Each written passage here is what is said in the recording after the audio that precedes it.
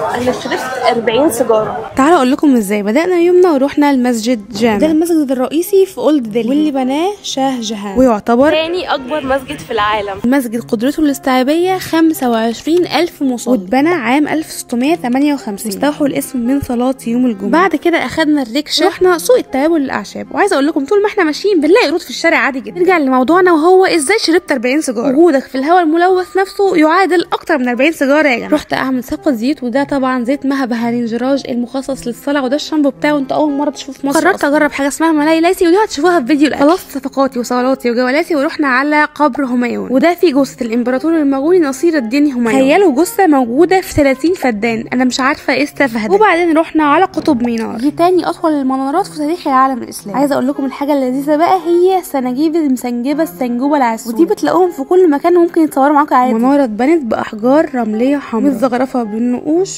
والايات القرانيه، وطوله 72 متر ونص، تاسس عام 1192. قولوا لي كنتوا عارفين الحاجات دي كلها؟ وما تنسوش تعملوا فولو ولايك عشان الايام الجايه هبهركم.